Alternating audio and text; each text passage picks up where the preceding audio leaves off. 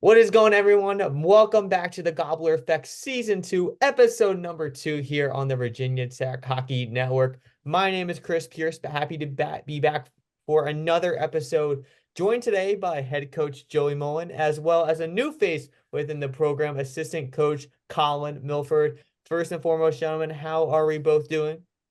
Good. How are you? Doing good, doing Yeah, doing well, Chris. Doing well. good. Yeah, well, I'm just gonna jump right in, Coach Milford, to you. Welcome to the Virginia Tech hockey program. Formal introduction from me. It's nice to have you here. Do you want to give, Hokie Nation a little, background info, tell them who you are, where you came from, all that? Yeah, sure. It's not too much info, but born in Virginia, grew up playing hockey in the area in Northern Virginia. Um, when I stopped playing hockey, I came back to the area and started coaching again. Um, did that for a few years and then got hooked up with JMU. Did that again for a few more years, and yeah, that's led me down to Tech. So yeah, pretty short and quick background, but also to the point. Yeah. Or you spent 6 years at James Madison, correct? Is it six? Yes, 6 years. One of those years was the COVID year. Okay. So there were no games being played. It was pretty sad for the seniors. It was kind of a rough little year for them. But yeah, 6 years, up there, I suppose. So what made you come to Virginia Tech and coach this Hokies program? The potential for the season. And also, from afar, you can see what programs are being run, a certain way. And, like I think I discussed with you, moving on to this program, I'm here to learn as much as I am to teach, I suppose. And yeah, it just seemed like the perfect opportunity for me to like come in and learn and grow as a coach. And that's what I saw mostly in the program. Those two things combined, which is I don't think you can really ask for too much more out of the program. And Coach Mullen, what do you hope that Coach Milford brings to this program? It's a different perspective, I guess. I mean, me and Dave have been doing this together for about 8 or 9 years. I've been at Tech for 14. So, I mean, it's always nice to get a younger, fresh set of eyes on stuff, different ideas. Like we're always open to different stuff. Um, and just a new voice to bring some new stuff to the table, maybe some stuff that we don't see that he can see in a different view. Yeah. Well, how do you plan? I guess my question then would be, how do you plan on working together through strategy or game planning? And how is this going to correlate to game time and like an example, like a clutch time situation? Like how is you guys' heads are going to butt together to try to execute the best possible version of this Hokies team? I don't think we'll have an issue butting heads. I mean, me and Dave haven't very often. I mean, we have our little spats, but we get over it pretty quickly. I think we both, all three of us, have the same direction we want to go in, so we kind of see the game pretty similarly.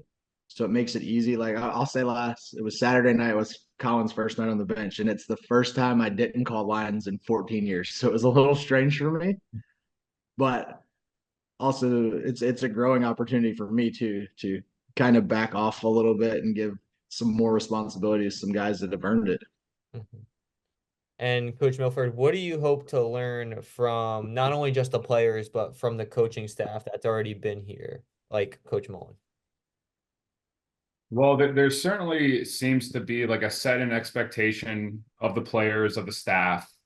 Um, and through the history, they've been a winning program. Those expectations are just that, they're the things that it takes to win consistently. And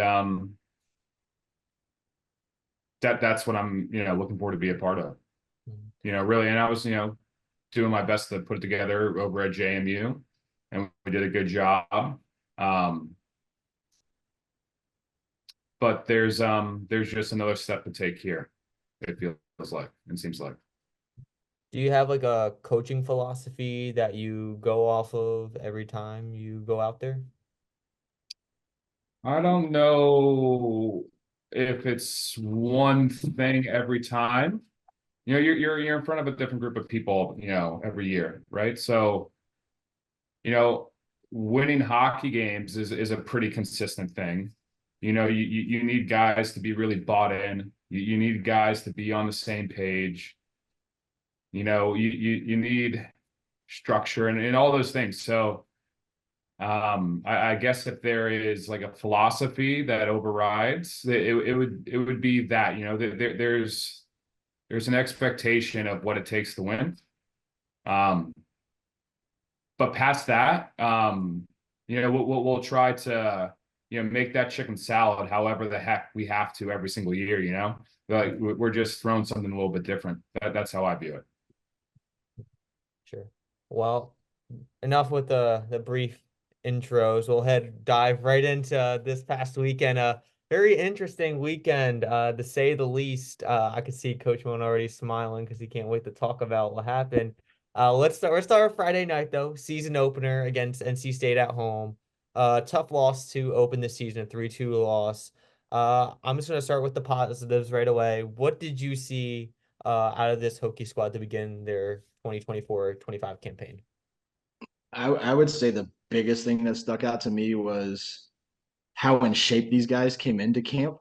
Just the sheer fact that NC State's probably been skating together basically since the end of last season. A lot of those guys live in the North Carolina area, so they have summer skates all summer. So they've been skating together for a long time. We've literally been on the ice a total of 5 times together, including tryouts. So they came in shape. They didn't get outworked. They didn't get outplayed. It felt like we really controlled a lot of the third period in that game. We just couldn't put one in. Like Isaac Toyer played an unreal game, which is not uncommon for him. He's good. He's good. He's been good since he's gotten there. So we knew we were going to be a good battle with him. It always is. It's always a 1 or 2 goal game with him for the most part. So I feel pretty confident that it showed us where we are as a team.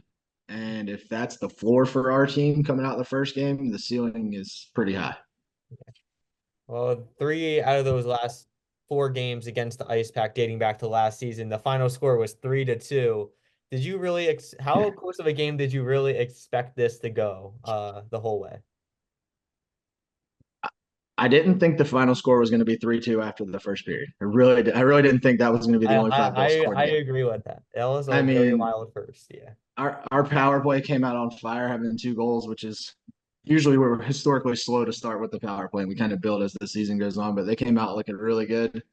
I thought our D zone was a little scrambly at times in the first period that cost us a couple of goals, maybe. Other than that, after the first, I thought we settled in really nice. There was zero negativity on the bench the entire game. Like this team is highly different than a lot that I've had in the past. Like they're 100% bought in from the beginning. So I think it's going to be a pretty special season for these guys. Well, you held NC State's offense, who scored 8 goals the week prior in their season opener against High Point, to 0 goals in those last 2 periods. Uh, was your strategy after that first period, and how did it change the way of how you prevented the Ice Pack from getting near the net and scoring? I don't think we really did anything different strategy wise from the beginning of the game. I think we settled in and I didn't really say much in between periods as most of the guys, they kind of knew what was going on, knew what they wanted to correct. It wasn't this hasn't been a team so far that you've really had to micromanage. Like they've done a really good job in a quick amount of time of stepping up. This is what we want to do. This is how we want to play it. And they kind of lead the room themselves. So it's been pretty nice so far. Yeah. Well, that game happened. So let's now venture to Saturday night, where you guys go on the road to James Madison. Coach Milford, I'm gonna lay all the questions to you. Your first time behind the Hokies bench facing your former team. How did that go for you? How did that feel? It was honestly not much different than another game. It was nice to see all the guys again. I still have relationships with pretty much every single one of the players on the team. and I know the people who are involved in the staff as well. So it was nice to see them. But once the puck dropped, it was pretty matter of fact. You know, we're there to win a hockey game, and that's kind of the only thought I had. So What was your first impression seeing the guys in real action right in front of you? What was your reaction to seeing all that happen? it really followed up with what I saw out of the NC State game. It seemed like the guys were moving up the ice with a lot of strength, a lot of speed. The puck was moving well. That takes a lot of communication at that pace. Um, and I saw kind of a continuation of that. That I think that's probably the thing that I really took away from the game more than anything. That there was just a consistent pace up the ice, with yeah, consistent puck movement along with it and communication, and that we're going to need that. You know, it's kind of like what Joey was saying about that third period. That's kind of what does that is those things happening again and again and again. Well, Coach Mullen, back to you. With that win on Saturday night, you're now 6 wins away from tying the all-time ACC HL record. Just want to mention it. I don't want to ask a question. I know we talked about it last week, but I just want to mention it. But 6 wins away, big deal for you. No doubt that you're most likely going to get it this season. But another record that I want to talk about is Gavin Peduzzi, who was here last week. 6 points in 2 games. He's on fire. 19 away. 19 away. It's going by quick. It won't take long. I'm going to ask both of you this question. How crucial has Peduzzi been for this team this season, and how easy is it for both of you to coach him? I mean, he's been easy to coach since he walked in the door. I mean, the first night in tryouts, the kid could just fire a puck, and that was blatantly obvious. He's a good kid too. I've never had any issues with him. He's very approachable, very coachable. Um, he's played with some really good players the past 4 years. His first 2 years with Nick Massaro and Miles Walther, like I mean, that line was pretty much our whole offense for the 2 years they were together. And then you got Cam coming in the door last year, and it just seamlessly rolled, and Ewan just kind of fell into place there. And it took Ewan a while to get rolling last year, and then once he did, he just was on fire. So it was nice to see him get that first one in game 2 this year. And like Cam's goal Saturday night, I looked at Colin. I was like, that's the difference between elite and premier is just that straight line speed. Like top end guys, like it's not the same. They make it easy to coach them. I don't have to tell them a whole lot. They all know how to play hockey. They just go out and play, and they have fun. And you can see in practice, they're ripping on each other all the time in practice about not passing each other puck enough. I mean, they just make it fun. Yeah, and then follow up with that. I don't have the relationship that Joey has with him. You know, I only just spent the last weekend with him in practice on Monday, but he was saying all the things to all the players, and it's almost kind of strange to then jump in as the coach and repeat what he is saying. You know, like he kind of, it's being said, and the guys are hearing it, and yeah, it was a great first weekend with all the guys, but he definitely he seems to have earned the captaincy for a reason with the very brief amount of time that I've spent with him. Yeah. Oh, we talk about the veteran players on this team. We can also talk about the new players, the rookies, also making an impact. How about J.H. Lagis with his first 2 points on Friday night against the Ice Pack, scoring 2 assists? How have rookies like JH stepped up for you guys so far this season? And how crucial is that so early on in this part of the season to prepare them for what is going to be a tough road ahead, especially in January? I mean, with JH, he's not your typical rookie. Like he's 20, so he's definitely a mature kid coming in. So he's played a lot of big time hockey. So it's easy for him to step into that role. A pleasant surprise has been Max Sullivan. He him and JH have really set the tone for us on the back end. Something we've lacked the last probably like 4 or 5 years, just the depth up and down. We've got another young defenseman that is Drew. He'll be eligible now. He turned 18 today, so we've had to wait for him. I think he'll play a big role. There's another Brian Rice. He's another big time defenseman, big body, can shoot the puck. I think there's gonna be a lot of guys that'll play this year that are gonna make big impacts as freshmen. Up front, I think Zach Stewart has been awesome. He's really solidified that second, third center that we were really looking for. Like he plays a 200-foot game. It's nothing flashy, but he's never out of position, wins a lot of draws, makes all the right plays. And I think when Austin Hearn gets that first goal, he's going to be a lot like Ewan and it's just going to unleash. You can see it's there. He got robbed a couple of times Saturday night when I thought he should have had one, but I don't think it'll be long before he gets rolling.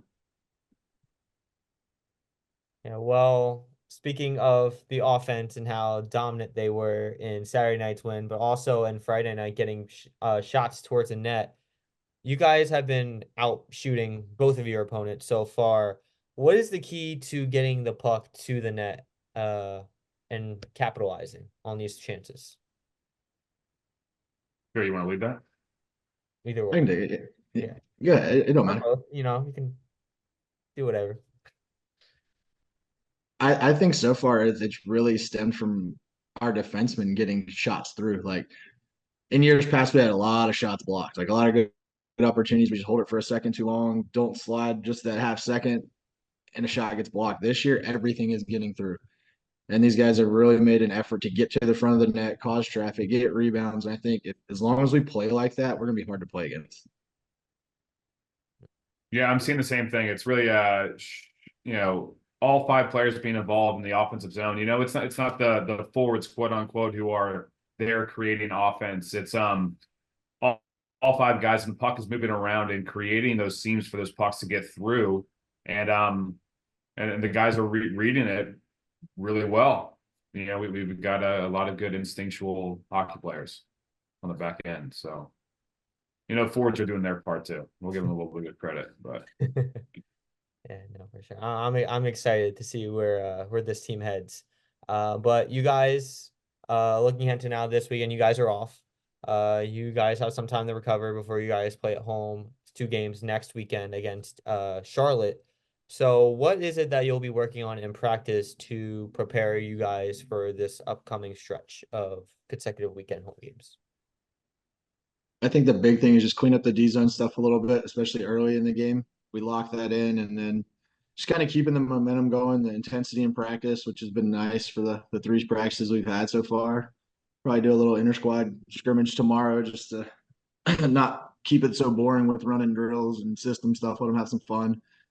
Get back to it next Monday, and I think these guys will be ready. Like that's all I heard Friday night after the game was like, "Well, this won't happen again." Like they said all the right things. and yeah, I think building out from your own end and out. That's whereas we've discussed, a little bit of kind of a fault in the NC State game for just like moments at a time. So some small things to clean up, but all doable. So yeah, looking forward to getting that going. Oh, I know I said that was the last final question, but this is the final question. Now, after seeing what happened this past weekend, what are you now most, if it's changed, looking forward to with this season with this team? What are you looking forward to, essentially? Both of you. Well, I guess I'll jump in to start off. I guess to the experience that I've kind of described as I've been hoping for as I've kind of jumped over here is kind of what I'm looking forward to. The ability to pick up all the things that I need to learn and want to learn and to develop as a coach and to help the players do the exact same thing. And if that coincides with a winning season and really kind of capping it off the way that I think we want to, um, then yeah, I can't imagine it going a whole lot better for me. And then, the rest of the team, obviously, too. Yeah, these juniors and seniors have been so close to regionals the last 2 years and just like one spot away, a game or two the other way, and we get there. So I'm really hoping for them that we just keep playing consistently and we don't have to rely on having to have to win that ACC tournament just to get in. Like, I want to be qualified before we get there. I don't want there to be that added pressure of having to win. I want them to go into the playoffs loose. I want them to be able to play freely and just go out there and play. And if it goes our way, great. But I want them to be able to experience regionals. It's fun. I've been there quite a few times. Going to nationals would be a dream for all of us again. Like, it was a blast the first time I went. So I'd love to see that for this group. I think they've worked hard. They went through a lot and they deserve it. Well, like everybody else, I'm looking forward to it. I'm looking forward to see what the guys got on the ice this season. Well, that'll do it for episode number 2 of the Gobbler Effect here on the Virginia Tech Hockey Network. Don't forget to hit like and subscribe on the channel here, as well as click on the notification bell for live stream and content updates this season. Coach Mullen, Coach Milford, once again, welcome to Virginia Tech Hockey. Thank you for joining us. Folks, don't forget that next Friday, the Virginia Tech Hokies square off against UNC Charlotte for a Friday night, Saturday night doubleheader action. We'll have you covered here live starting at 7 p.m. And for our pregame show, followed by puck drop at 7:30. Besides that, let's have a good season, all right, guys? And good luck.